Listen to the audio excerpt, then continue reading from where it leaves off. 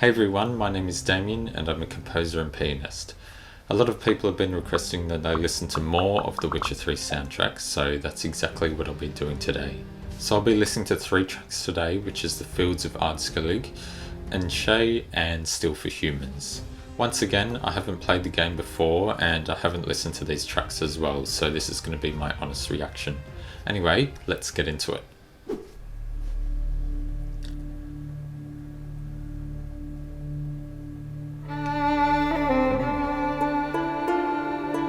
I like that intro there.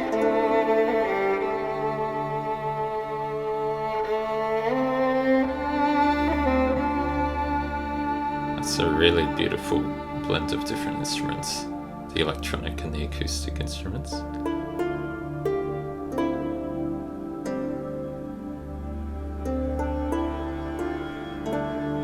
Yeah, this is really nice.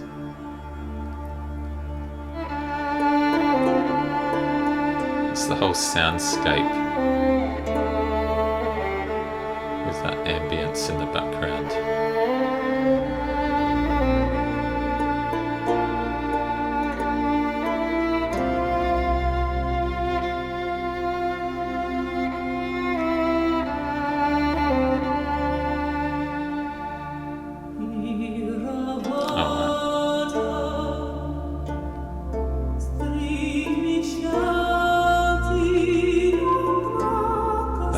I didn't expect that, but that's really beautiful.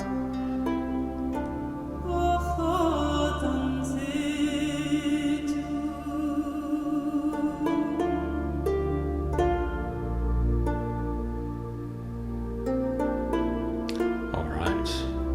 The beginning there was really kind of mysterious with that kind of drone ambience in the background, and then that string instrument kind of comes up out of the mysteriousness. Like, it's a really good mix as well. Like, it really feels like I'm immersed in all these different sounds around me.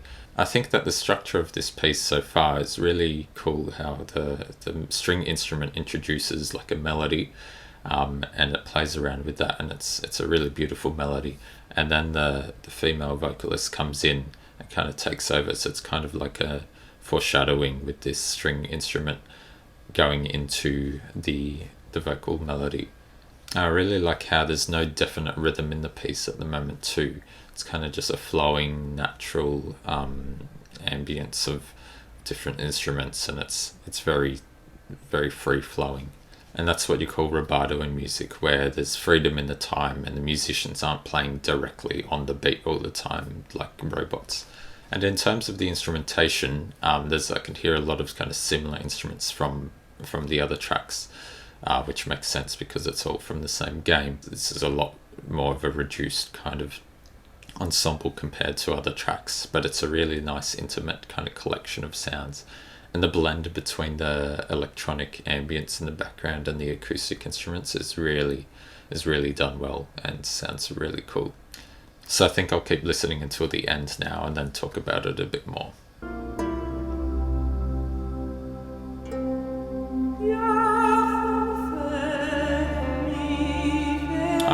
That's nice. So now they've got both of the instruments, well, the voice and the string instrument.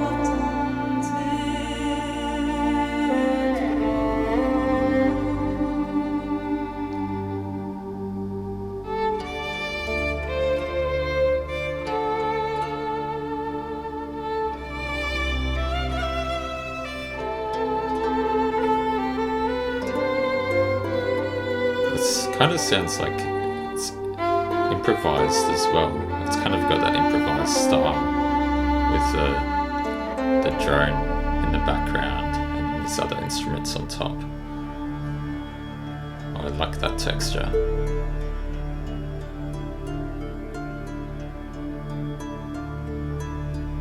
It's kind of got a bit more gristly.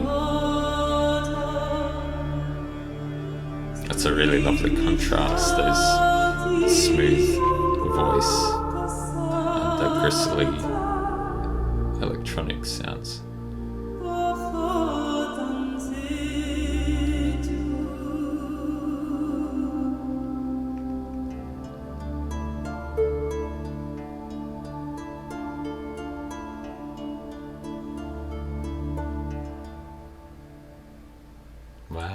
was a really beautiful track. Just a great combination of different instruments, and that vocal melody just fits in perfectly there. So this piece definitely has kind of a more calm and peaceful mood and ambience, which is probably reflective of the title and the place in the game. Yeah, but I really liked about halfway through the piece where the string instrument and the voice came together, because initially it was just that string instrument and then the voice, and then both of them come together. So that's a really interesting way, and a great way to kind of introduce different elements of a piece. One thing do something, the other do something else, and then combine them. So I'm not sure exactly what style of singing she was singing in, and I'm not sure what style that is exactly, and I presume it's using a language from the game as well, but it sounds really lovely. And about that part that kind of sounded like it was improvised, you've kind of got just that background kind of pedal tone in the bottom with the ambience electronic sounds, and then you've got those other acoustic instruments, the kind of plucked stringed instrument and the bowed string instrument, and they sound kind of just like they're floating above, kind of playing to the chords of the ambience in the background. Now in terms of the harmony there, we're kind of in like a D minor kind of sound, and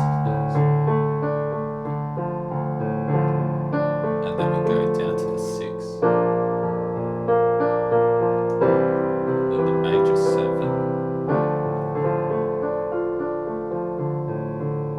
and we're kind of floating around that D minor area a lot, that kind of just chord, that first chord with the ambience in the background, and everything is kind of floating up the top, and then sometimes we go into that progression.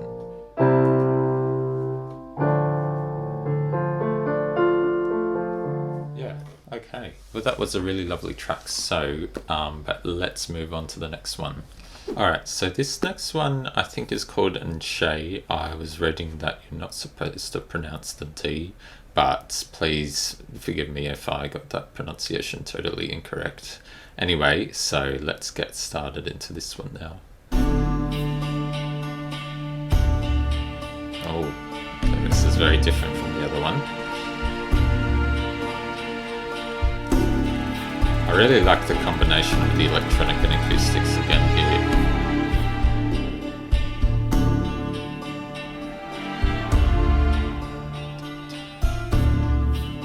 I really like the rhythm in here too.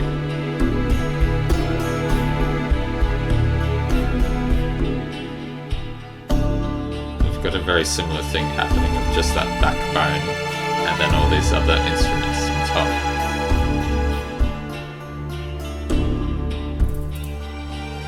Oh, I love the chords in this. Definitely have to have a look at them.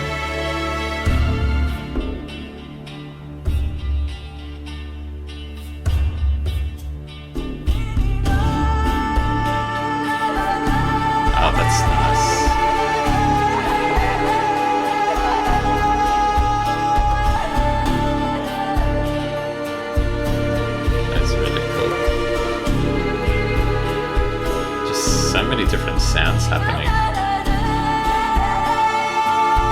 It's incredible. Alright, we need to talk about this now. So yeah, really kind of interesting start to this piece. It's definitely got a lot more rhythm than the other piece, and it's got that kind of similar thing happening with the background, with the kind of drone or constant ostinato happening, and then other things laid on top. I really like the chord progression that was happening there in the high strings at the start, and then when the singers come in, they kind of follow that as well. And I was just having a bit of a play around, and I think it's something like this. So we're in D minor again. So kind of, and then we go to an E major chord. It's like an E diminished.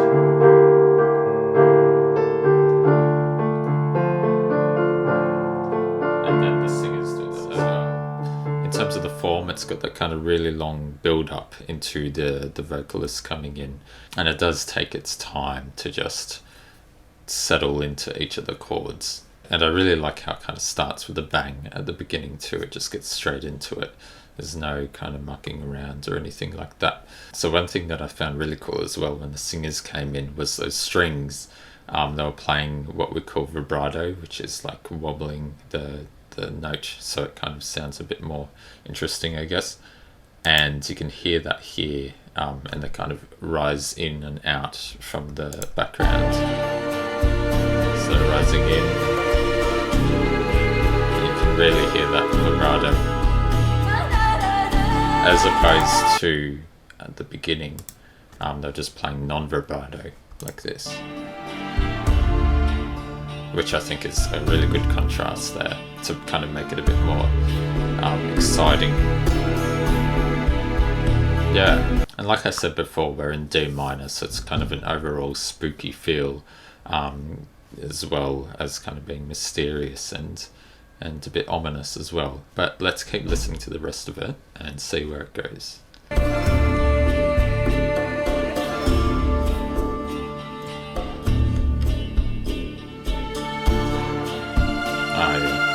I like that.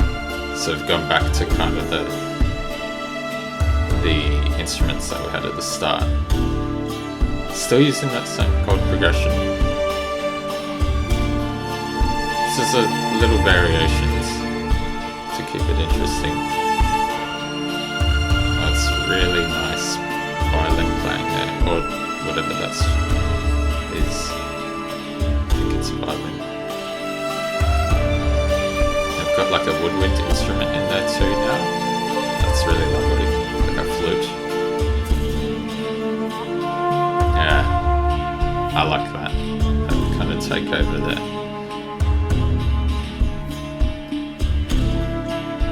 Just the percussion section in the background is so interesting too. There's so much happening there.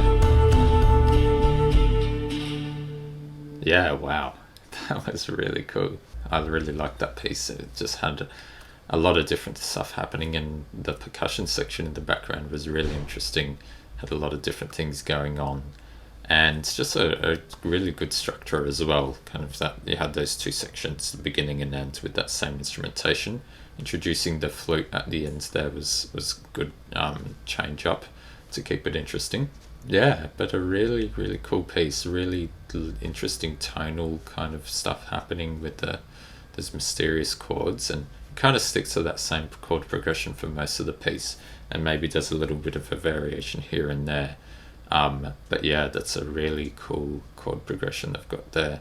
And the rhythm in the background it's not too fast. It's a sort of steady pulse, keeping the beat all the way through, which is different to what we had before in the other piece, where it was a lot more free flowing with that rubato. This is definitely a lot more on the beat. It does maybe kind of vary a little bit, but it's definitely got that strong backbone. I mean, all the melody writing in these pieces is just really amazing. Like, just the flows so smoothly, and then like transitions between different melodic instruments, from the strings to the voice, back to the strings, and then to that flute. It just flows so smoothly, like you would hardly even notice it. You really have to be listening to kind of see where it kind of transitions in. And a really good technique when you're writing for different instruments and kind of taking over different parts is where you have like the strings there, they were playing, and then the flute came in underneath it. You couldn't really hear it, but when it takes over, it's just a lot more natural rather than just kind of being strings and then flute. You kind of got strings, both, then flute. So having that technique really helps to smooth out the transition, kind of like giving the baton to the next instrument to take the melody. Yeah, but a really, really cool piece there. I really like that one. I mean, all these pieces are amazing. But that, just the harmony in that piece was awesome. So let's listen to the last one now, Still for Humans. Wow. That was an intense start.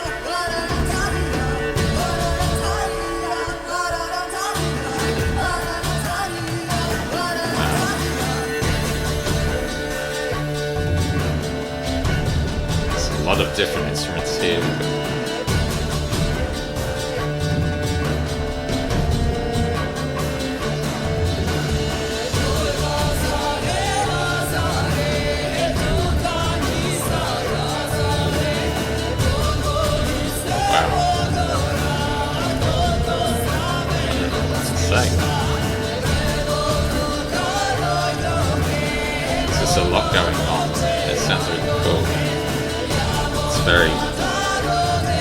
intense.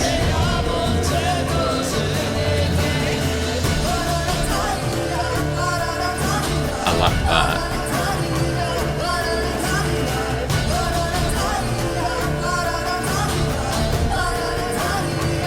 Yeah, that's really cool. Oh, that's harmony's nice there.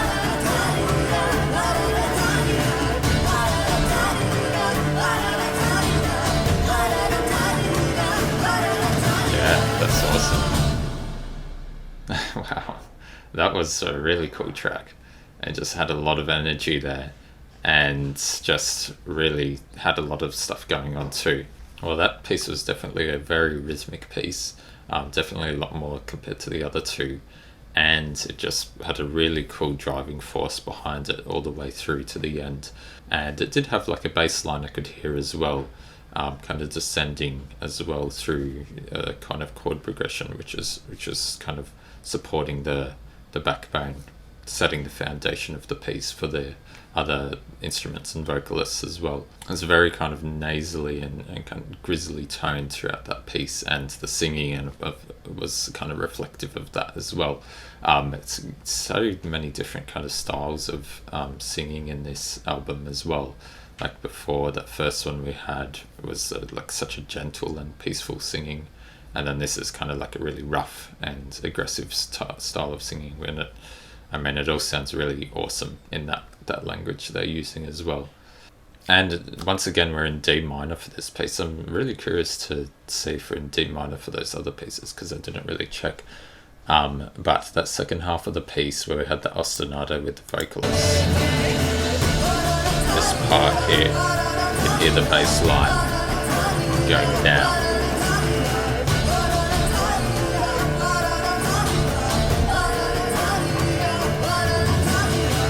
Yeah, so it kind of got similar chords to the other pieces we had before, but we had the D minor, and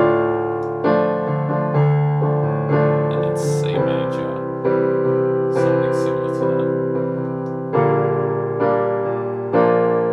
B flat, and then like a G